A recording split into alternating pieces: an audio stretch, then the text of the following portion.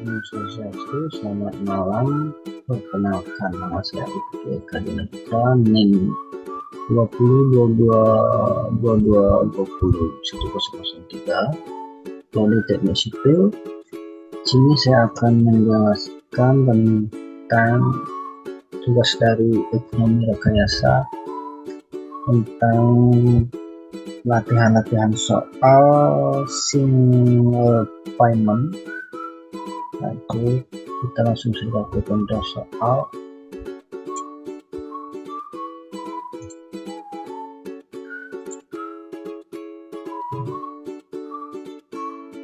Ini latihan soal single payment soal 1. Seseorang meminjam uang 1.200 di awal tahun pertama dengan rencana mengembalikannya pada akhir tahun kelima, tetapi di awal tahun ketiga orang tersebut menambah pinjaman sebesar 800 rupiah yang akan dikembalikan bersamaan dengan mengembalikannya pinjaman pertama. Berapakah besar uang yang harus dikembalikan di akhir tahun kelima jika peminjaman dilakukan dengan tingkat suku bunga 12% per tahun? Nah, pertama diketahui yaitu P-nya yang ini 1.200 tahun pertama. Di awal tahun ketiga dia lagi meminjam sebesar 800 rupiah per tahun ketiga. Nah, I-nya atau suku bunganya 12%, dan itu jangka waktunya 5 tahun. Jadi ditanya itu F atau uang yang akan datang.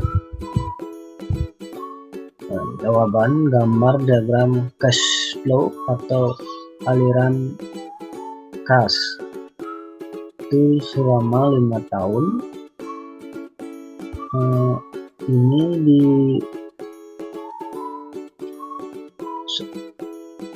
itu meminjam pertama 1.200 yaitu dengan P1, meminjam yang kedua di tahun ketiga itu 800. Nah, F ditanya ini 12%, N nya 5 tahun. Misalnya F sama dengan F1 ditambah F2, itu sama dengan F1 kurung buka dengan 1 ditambah I kurung tutup pangkat N plus F2 kurung buka 1 ditambah I kurung tutup sama dengan N. Dan masukkan angkanya, P1 nya itu dari 1.200, rumusnya 1 ditambah I itu ke 12% dibagi 100 jadi 0,12 pangkat 5 N nya ini 5 tahun, jangka waktunya 5 tahun, plus kedua itu tadi 800, terus masukkan 1 dan I nya sama dengan 0,12 pangkat N nya 2, itu 2 tahun, itu dari 3, 1, 2, terus menjumlahkan didapat 3.118,33. Jadi yang harus dikembalikan di akhir tahun kelima adalah sebesar 3.118,33. Contoh yang kedua, seseorang menginvestasikan sejumlah uang di awal tahun pertama. Di awal tahun ketiga, orang tersebut menambah investasinya sebesar 1,5 kali investasi pertama. Jika tingkat suku bunga 10% per tahun dan dikehendaki agar nilai investasinya menjadi 2.000 di akhir tahun kelima, berapakah besar investasi yang dilakukan di awal tahun pertama dan di awal tahun ketiga? diketahui F-nya itu 2000 nya suku bunganya 10%, jangka waktunya selama 5 tahun. Dan ditanya F1 dan F2. Jawaban satu ya, menggambar diagram cash flow atau aliran kasnya. Seorang yang menginvestasikan berarti uang keluar itu P1 belum diketahui. Kemudian yang di tahun ketiga dia menginvestasikan lagi 1,5 kali investasi yang di tahun pertama. Kemudian F atau disebut dengan future atau yang akan datang 2000 nya itu 10%, N nya 5 tahun. Misalnya F1 dengan F2. Nah ini 2000 sama dengan X itu F1 P1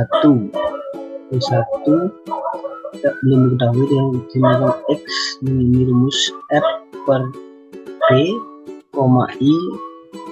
N plus 1,5 tadi kali X kurung buka F per P, I, N. Ini bisa didapat dari tabel bunga yang banyak ada di Google. Mau buat lebih mudah, terus langsung masukkan angka-angkanya. 2000 sama dengan X kurung buka F per P 10%, I nya tadi 10%, dan N nya itu selama jangka waktu 5 tahun dari P1 2, 3, 4, 5 ditambah 1,5 itu diinvestasikan di tahun ketiga kali kurung buka F per P 10% bunganya, N nya itu 2 tahun 1, 2, terus dijumlahkan didapat bunganya 1,611 ditambah 1,5 kali bunga yang kedua 1,210 dijumlahkan didapat 3,426 X. Jika dipindah ruaskan dibagi 2000 dibagi 3,426 didapat X nya sama dengan 584. Nah ini P1 itu jadinya 584 rupiah, dan P2 584 rupiah dikali 1,5 sama dengan 876 rupiah. Jadi investasi di awal tahun pertama sebesar 584 rupiah dan investasi di awal tahun ketiga sebesar 876 rupiah. Contoh soal yang ketiga, jika investasi sebesar 1000 di awal tahun pertama dan 1.500 rupiah di awal tahun keempat memberikan hasil 4.200. Dan soal pada akhir tahun kelima, berapakah besarnya tingkat suku bunga yang berlaku? Diketahui P1 1000, P2 1.500, F 1.200. N nya berarti 5 tahun. 5 tahun kelima ya. Ditanya I nya atau suku bunganya berapa per tahun.